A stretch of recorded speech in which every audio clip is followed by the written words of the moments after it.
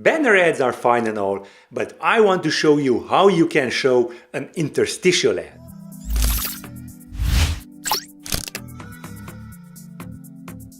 It is time to show an interstitial ad. This video will be sweet and short. But first, before we do that, let me just stop this and go to App Delegate and change the skip first ad to false, so we may see an ad on the first touch of the button of the show interstitial ad.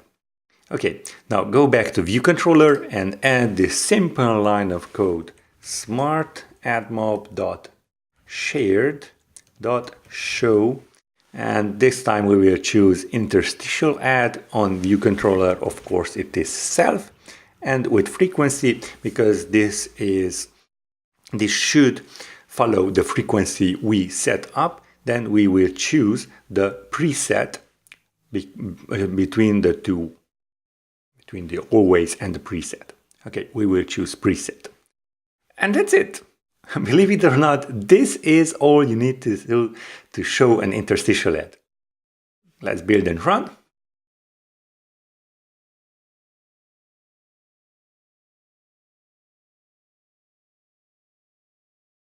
Okay, let's just wait a few minutes, a few seconds for it to cache interstitial, and then click on this show interstitial ad button. Yay, it works. Let me just close that. And finally, let me just show you how this skip first ad works. Well, let's just set it to true and build and run again. And now, when we first tap on the button for the show interstitial ad, it should not show any ads. Instead, it should write it into the console here down below. Let me just show you. Let me tap here, and it says not. Let me just drag this out. Okay, not showing an interstitial ad at this time because ad frequency is set to 3 and ad count is 1. So it skipped the showing of the interstitial ad, and it has started the frequency logic.